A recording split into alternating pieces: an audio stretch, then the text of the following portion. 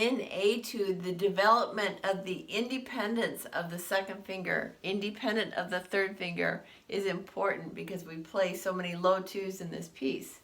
The very first time this happens is in the second measure, the first 4 notes that are circled right here.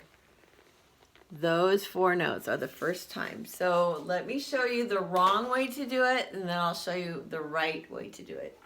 So the beginning of Etude.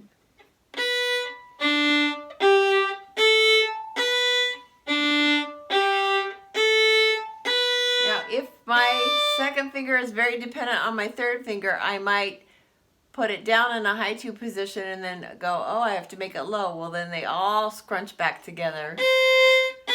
So the placement of the 2 is dependent on the third finger helping it to find the position. The third finger is coming down a half step so the second finger can find its place. Let me show you another version of that same thing, the wrong way.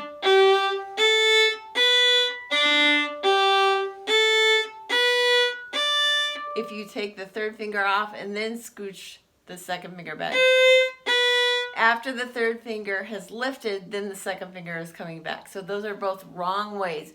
I'm going to show you 2 options that are the right way to do it. The first way would be to block all the fingers. That means put 3 fingers down together at once in 2 different positions. One is with the high 2 position, one is with the low 2 position. So you might practice doing that. Low 2 with all the fingers down. Super monkey is what it's called in Sprouts. And then the high 2. So this is the version that would be the block fingers. That is correct. So I'm blocking all my fingers.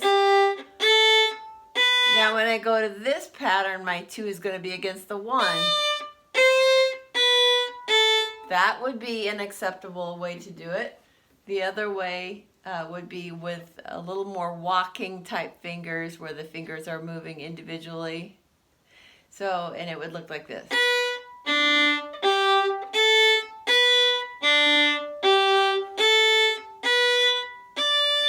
While the 3 is down, the 2 is reaching back, and then you must wait until the 2 is set to release the 3.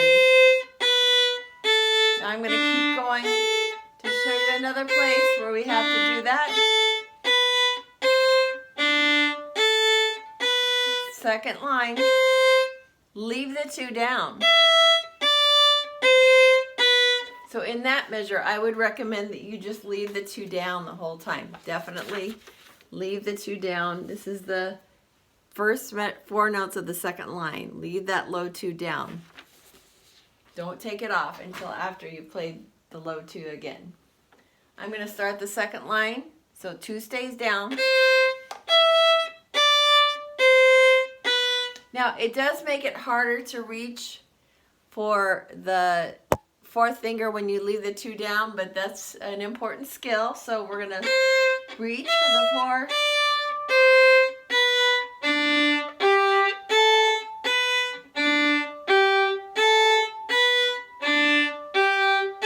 This is just like the beginning.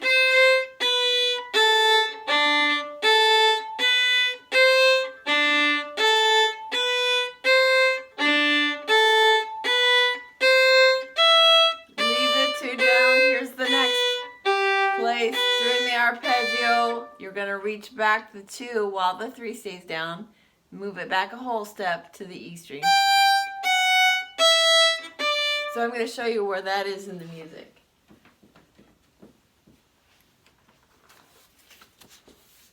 This is the measure that I'm talking about. It's in the 3rd line. And it's the second measure, the last 4 notes that connect into the G major scale. Now the rest of the low 2s are either going to be just like the first one, the first pattern in the second measure, or the first 4 notes of the second line. So the rest of the low 2s will happen in a scale. So I'm going to start with a scale.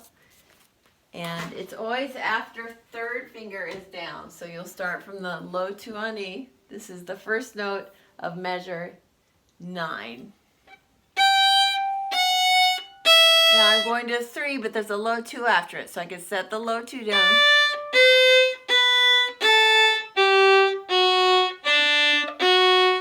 Or I could just walk independently, reaching back and walking, reaching a whole step back.